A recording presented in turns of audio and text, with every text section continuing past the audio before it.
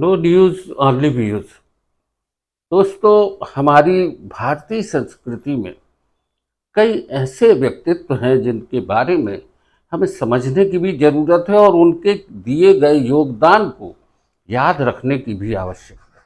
आने वाली पीढ़ियां जब कभी हमसे पूछें तो हम बता सकें कि ये देश में किस तरीके से इन लोगों का योगदान है। हमारे साथ हैं डॉक्टर स्वाति गोडबोले, जो कि पूर्व महापौर हैं जबलपुर की। हम आपका स्वागत करते हैं अपने चैनल में। और दर्शकों से हम एक बात और कहना चाहेंगे कि नो न्यूज़ ओनली व्यूज़ का ये जो एपिसोड है, इसको आप पूरा देखें। आज की रिकॉर्डिंग में आपको वो सब सुनने मिलेगा जो कि एक बड़े राजघराने से और एक छोटे घर से, धनगर समाज से एक बालिका का पूरे समाज, राजनीति, संस्कृति सब में किस तरह का योगदान था। और नाम बता दें आपको, लोक माता पुण्य श्लोक अहिल्याबाई होलकर। इनको लोक माता पुण्य श्लोक ये उपाधि क्यों दी गई? देखिए, एक छोटी सी बालिका, नगर जिले में चोंडी छोटा सा गांव। बचपन से ही अहिल्या शिव भक्त थी और एक दिन की बात, वो अपनी माँ के साथ सीना नदी के तट पर बसा शंकर जी का मंदिर था, शिव जी का मंदिर था, वहाँ पर दर्शन करने आई थी। सबका बच्चों ने दर्शन किया और अपनी सखियों के साथ दर्शन किया। और जैसे कि हम बचपन में जैसे खेलते हैं कि वालुका में रेत में शिवलिंग बना रही थी, रेत के ढेर में, और वो शिवलिंग बना रही थी। और तभी एक बेकाबू घोड़ा वहां से गया। और जब बेकाबू घोड़ा वहां से गया तब सखिया बोली कि अहिल्या उठो, भागो, बेकाबू हो गया है घोड़ा, वो तुमको रोंद कर जाएगा। परंतु वो छोटी सी बालिका, मात्र 8 साल की बालिका, वो वहां से हटी नहीं। उसका धैर्य देखिए, वो वहां से हटी नहीं, बल्कि उसने जो शिवलिंग बनाया था, जो पिंडी बनाई थी, उस पर उसने अपना पूरा शरीर ढाक दिया। ढाक दिया और उसका रक्षण किया। जो बेकाबू घोड़ा था वो वहीं से निकला और बगल से निकल गया।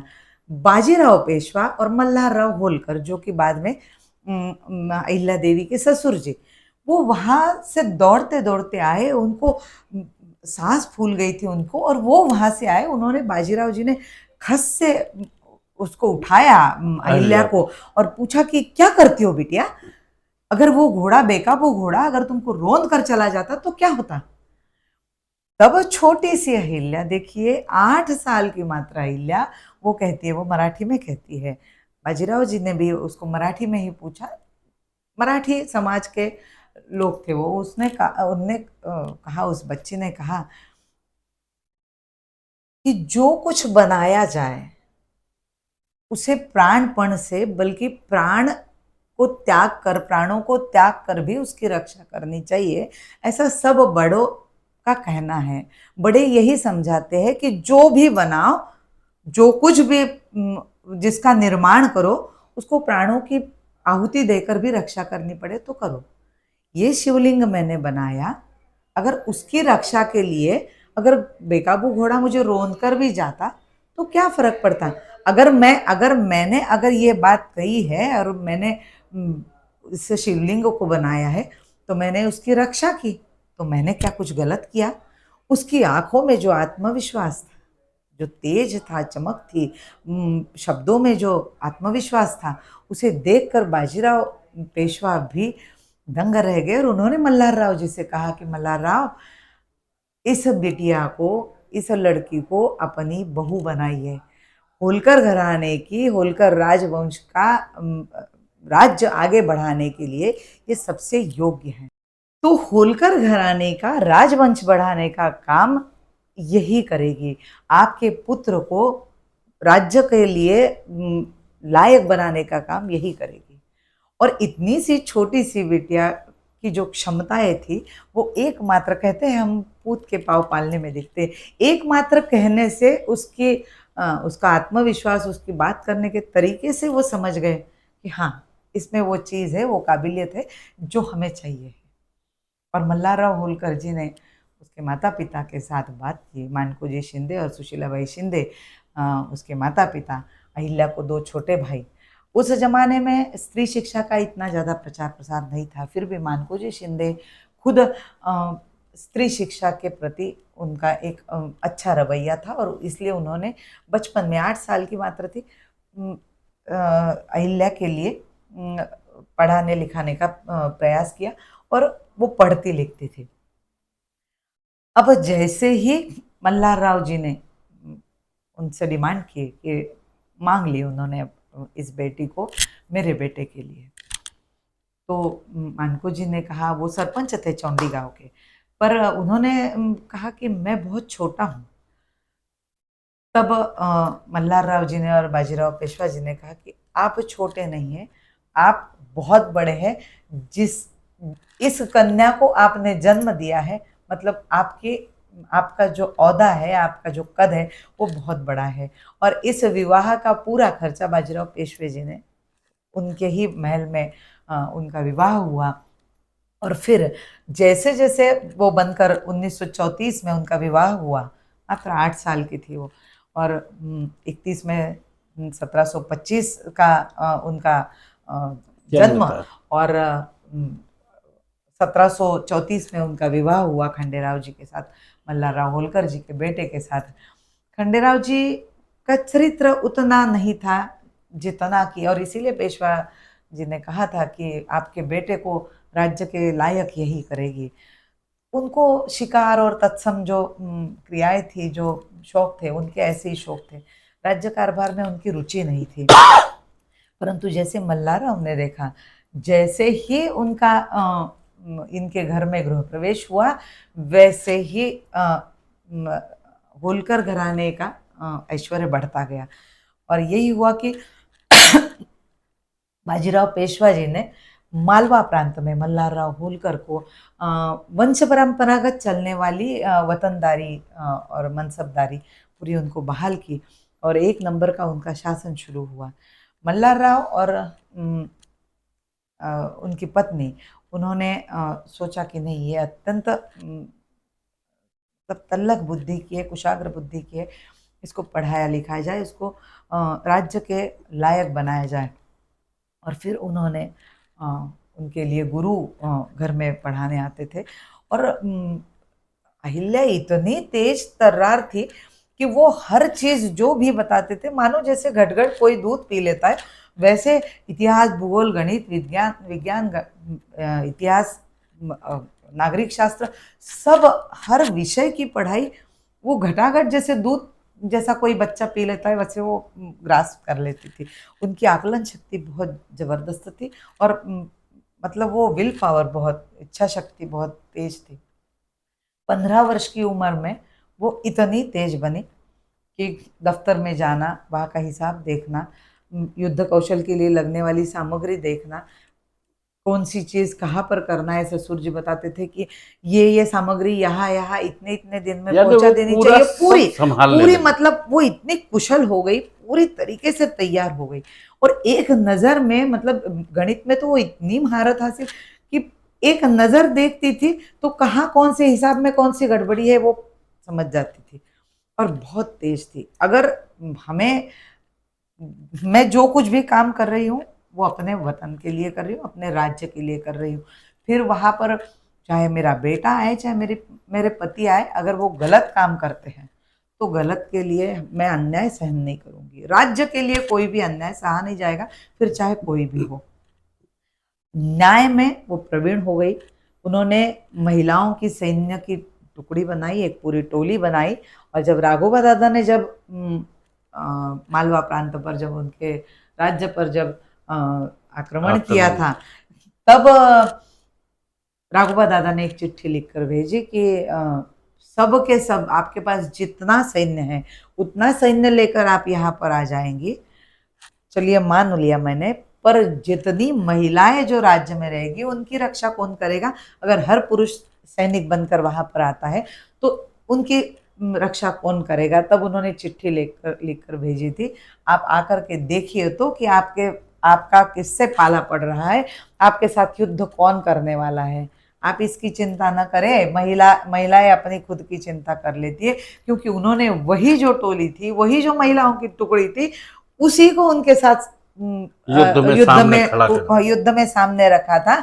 और उन्होंने चिट्ठी लिखकर भेजी कि अगर ये युद्ध आप जीतते हैं तो भी आपकी छितु होगी, और आप अगर युद्ध हारते हैं तो भी आपकी छितु होगी, क्योंकि युद्ध जीतते हैं तो लोग बोलेंगे कि महिलाओं से जीते, कोई विषय, और अगर हारते हैं तो कहेंगे कि महिलाओं की टुकड़ी से हार के आ गए। तो आपकी छितु तो दोनों तरफ से होनी है। अब आपको तय करना है कि क्या करना है।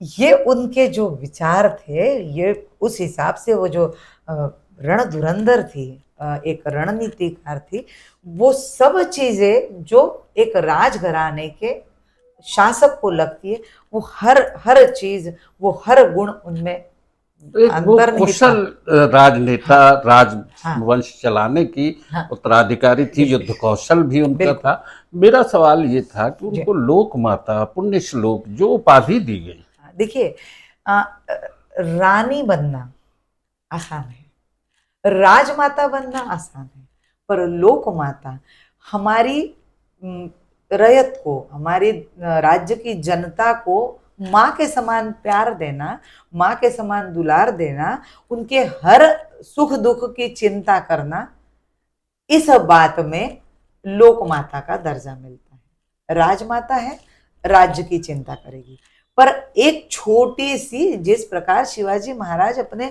एक छोटे से सरदार के परिवार की भी चिंता करते थे, उसी तरह अहिल्या देवी अपने एक छोटे से घर में, अगर वो कोई चरवाहा भी है तो उसके घर में भी क्या चिंता है, उसकी भी चिंता करती थी। और माँ के समान, उस माँ के ममता के साथ उन्होंने जो हर जनता में हर के साथ जो व्यवहार किया है, उसके कारण रयत ने, जनता ने उन्हें लोक माता की पदवी दी, उन्हें देवी की पदवी दी।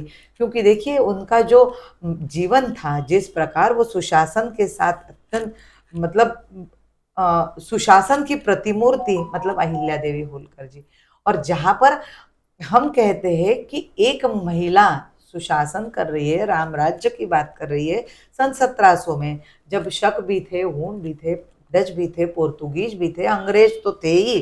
अंग्रेजों ने आकर के आना, यहाँ इस देश में, अपने देश में पैर जमाना शुरू कर दिया था। और वो जानती थी कि ये अंग्रेज, जैसे शिवाजी महाराज जानते थे कि इनको ज्यादा मुंह मत लगाइए, ये हमारे देश की भूमि को बंजर कर देंगे और हमारे देश को काबिज कर देंगे। उसी प्रकार शिवाजी महाराज की 395वीं जयंती हुई और इनकी 300वीं जयंती हम मना रहे हैं। देखिए 95 साल का जो कालखंड था, ये आसेतु हिमाचल मराठा शासक थे, पूरे के पूरे मराठा लोगों ने ही पूरा शासन किया है और बहुत अच्छा शासन किया है। मुगलों को, डचों को, फ्रेंचों को, सबको चने चबवा दिए उन्होंने। पर ये इसीलिए कहती थी कि हमारे देश में वो चीजें नहीं होगी जो हमने शिवाजी महाराज की प्रेरणा से ली है। महिलाओं का सम्मान होना चाहिए, और इसलिए वो लोक माता हुई, माँ की ममता के साथ। उनका जीवन बड़ा दुखी था। मात्र 32 साल की उम्र उनकी उम्र थी, पति की मृत्यु हुई। थोड़े ही सालों बाद बेटे की भी मृत्यु हुई। उसके पहले ससुर जी की हुई। 1766 में ससुर जी की मृत्यु हुई। जब पति की मृत्यु हुई तब वो सती जाना चाहती थी, परंतु फिर मल्हार राव जी ने उन्हें कहा कि तुम्हारे ये शब्द है ना बेटा, कि जिसको मैं बनाऊं, जिसका मैं निर्माण करूं, उसका रक्षण करना, प्राणपण से रक्षण करना मेरी जिम्मेदारी है। तो जब ये राज्य, जब तुमने निर्माण किया है, उसको अच्छा दिया है, तो फिर तुम क्यों सती जाओगी। बाकी खंडेराव जी ने अहिल्या देवी को पकड़कर 9 विवाह किए थे, तो 8 उनकी जो सौती थी वो सती गई, और मल्हार राव जी ने और उनकी सासू माँ ने उनको सती नहीं जाने दिया। इच्छा न होते हुए भी वो सती नहीं गई, परंतु उन्होंने उस दिन ससुर जी को बता दिया, मल्हार राव जी को बता दिया कि आज से मैं अपने सारे सुखों की, मैं सती तो नहीं जा रही हूँ, पर आज पति की चिता में मेरे सारे सुख, जो श्रृंगार है, सब कुछ मैं उसमें त्याग दूंगी, उसमें स्वाहा करती हूँ, और मात्र अपना पूरा जीवन इस राज्य की रक्षा के लिए, इस राज्य के ऐश्वर्य के लिए ही काम करूंगी। 1766 में पहले पति की मृत्यु हुई, 1766 में मल्हारराव जी की भी मृत्यु हुई। उनके बाद भी गौतमाबाई उनकी सासू माँ, वो भी सती हुई, उनकी भी 3 पत्नियां थी, वो भी सब सती हुई।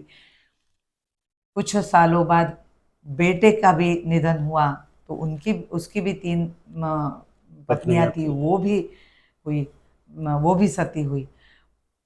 दामाद नहीं रहे, उनकी भी बहुत सारे दुखों को सहा, बहुत सारे दुखों को सहा, और वो चाहती थी कि ये सती प्रथा मैं बंद करूं, पर उसके बावजूद उनके ही घर में वो सती प्रथा बंद नहीं कर पाई। और ये इतनी सारी जो थी 19 सतियों की चीखें उनने सुनी।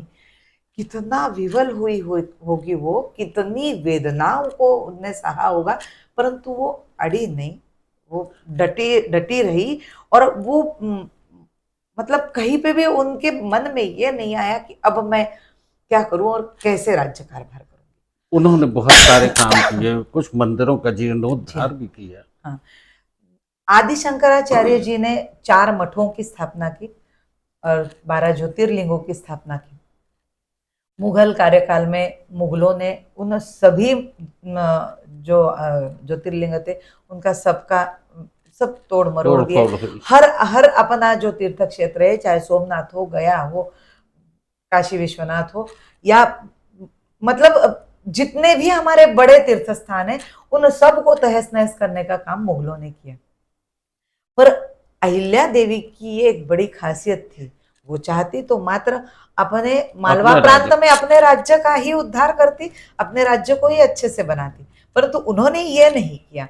उन्होंने ये किया कि हर घुड़सवारी उनको आती थी, युद्ध कौशल आता था। घुड़सवारी करते हुए वो अपने राज्य के बाहर भी जिले, तहसील, सब कुछ हर का ज्ञान लिया उन्होंने, पूरे समझ लिए। और फिर जहां जहां उनको लगा कि हाँ, ये धर्म के लिए, सनातन धर्म के लिए, संस्कृति के लिए इन सब चीजों की आवश्यकता है, तब तब उन्होंने हर वो तीर्थ स्थान वहां जाकर के उनके खुद के मालकाना हक का जो पैसा था, जो रकम थी, उससे उनका जीर्णोद्धार किया। आज हम देखते जबलपुर में, जब हम भेड़ाघाट में, जब पंचवटी में हम जब वोटिंग करते हैं, तब वो गाइड बताते हैं कि नर्मदा जी के बीचों बीच बिल्कुल एक छोटा सा शिवलिंग एक पत्थर पर उन्होंने स्थापित किया है। और वो जब जब मालवा से जबलपुर तरफ आती थी, तब तक वो वहां जाती थी, वहां पर पूजा करती थी। तो ये एक शिव भक्त और नर्मदा भक्त, महाराष्ट्र की धनगर समाज की छोटे से घर की एक बिल्कुल सामान्य घर की बच्ची रानी बनकर आई, राजमाता बनी, और राजमाता से लोकमाता बनी। उनका यह जो सफर था, ये बहुत बड़ा था। कितनी मुश्किलों का सामना उन्होंने किया। मतलब उनका चरित्र बिल्कुल शुभ्र धवल था, और उतना ही उनके जीवन में जो संकट आए थे वो बिल्कुल घनघोर काले, मतलब कोयले से भी काले ऐसे। तो मात्र सफेद और काले, इन 2 ही धागों से उनके जीवन का पूरा ताना बाना बुना हुआ था। परंतु वो कभी डिगे नहीं, उसको उन्होंने आत्मसात किया। और उनकी जो राज मुद्रा थी, उस पर वो जो शिव भक्त थी इसीलिए, और नर्मदा भक्त थी, और रोज नर्मदा जी का दर्शन करते बने, इसलिए उन्होंने अपनी राजधानी इंदौर से महेश्वर हिलाई। इंदौर से महेश्वर राजधानी, कोई भी राजधानी हिलाना इतना आसान नहीं होता है। और मुगलों ने जो जो चीजें बंद करवाई थी, वहां पर दीपमाला थी, दीप शिखा जो कहते हैं, ऐसे से दीपों का एक पूरा, हाँ, वो तोड़ डाला था, उसका उन्होंने निर्माण किया। और जो सालों से चलता आ रहा था महेश्वर में कि रोज 1008 शिवलिंग बनाना मिट्टी के, और वो रोज के रोज विसर्जित करना, ये जो परंपरा चलती आ रही थी वो मुगलों ने बंद कर दी थी। मुगलों का जो अत्याचार होता रहा, तब वो बंद कर दी थी। वो उन्होंने फिर से किया कि रोज दीपमाला बनेगी, रोज 1008 शिवलिंग बनेंगे, और रोज उसका विसर्जन होगा। इसलिए वहां से वो यहाँ आई। इंदौर में उन्होंने तोपों का कारखाना बनाया, उस पर वो विशेष रूप से ध्यान देती थी। खुद स्वयं ध्यान देती थी कैसी तोप बननी है। मल्हारराव होलकर तो कहते थे की आम्ही तलवार गाजवतो ते सुनबाईंच्या जोरावर। मतलब उनका कहना था हम तो तलवारबाजी में, हम युद्ध में जाते हैं, हम तलवार चमकाते हैं और युद्ध जीत कर आते हैं, पर वहां हमारी बहू जितना काम करती है उतना काम नहीं कर सकता कोई भी। और बहुत छोटी सी उम्र में उन्होंने जितना काम किया है शायद ही वो कर पाए। अहिल्याबाई होलकर जी एक विराट व्यक्तित्व, बिल्कुल। 300वीं जयंती हम उनकी मनाने जा रहे हैं। यानी हमारी भारतीय संस्कृति में महिला शिक्षा, जी महिलाओं को युद्ध कौशल, ये सबका ज्ञान देने की एक व्यवस्था थी। क्योंकि हम अपनी ही परंपराओं को कहीं न कहीं भूल बैठे और हमारे भीतर स्त्री शिक्षा की जो बातें थी वो पीछे हो गई, इसलिए महिलाएं पिछड़ती चली गईं। आज की स्थिति में अहिल्याबाई होलकर के जीवन से सबक लेने की ज़रूरत है। माहेश्वर की आपने बात की, माहेश्वर की साड़ियों की भी बड़ी चर्चा जी हाँ। होती है। आज हम कहते हैं कि तब देखिए, आज हम जो कहते हैं मोदी सरकार ने जो जो योजनाएं लागू की हैं वो योजनाएं आज से 250 वर्ष पहले अहिल्या देवी ने अपने राज्य में लागू करी थी। जिस तरीके से आज स्टार्टअप इंडिया के लिए कि अपने खुद के व्यवसायों को आगे बढ़ाओ, इसलिए स्टार्टअप फिर स्टैंड अप, वो उनको स्टैंड अप इंडिया। तो अपने जो रोजगार है जो यहाँ जो होते हैं उनको आगे बढ़ाओ। और वोकल फॉर लोकल की जो बात करते हैं, महेश्वर साड़ियाँ आज भी देश विदेशों में भी हमारी ब्रांड है।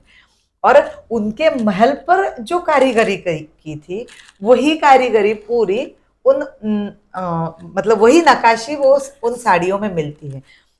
आज भी जब हम कहते हैं तब महेश्वर साड़ी अगर हम किसी को अगर उपहार में देना चाहते हैं, भेंट देना चाहते हैं, तो अगर महेश्वर साड़ी दे रहे तो लेने वाला भी चाहता है कि हाँ, मतलब मुझे बहुत बड़ा उपहार मिला है, बहुत बड़ी भेंट मिली है, कीमती भेंट मिली है। तब उन दिनों में ऐसा कहते हैं कि जो टाकी के घाव जो बनाया जाता था, जो डिजाइन बनाया जाता था, तो टाकी के घावों की जो आवाज थी वो 24 घंटे 365 दिन आती थी। 1 मिनट के लिए भी कोई कारीगर ऐसा नहीं था कि जिसके पास काम नहीं था। तो आज जो मोदी जी जो कहते हैं कि 365 दिन हर हाथ को काम चाहिए, इसलिए जो startup India, stand up India और वोकल फॉर लोकल की जो बात मोदी जी करते वो वही से प्रेरणा लेकर के आज उन्होंने यहाँ पर स्थापित की है। वही बात आती है, उन्होंने कहा कि हमारी कृषि प्रधान देश है हमारा। आज तो फिर भी हम बारिश पर इतना निर्भर नहीं है, पर तब तो आज से 300 वर्ष पहले तो बारिश पर ही निर्भर थे।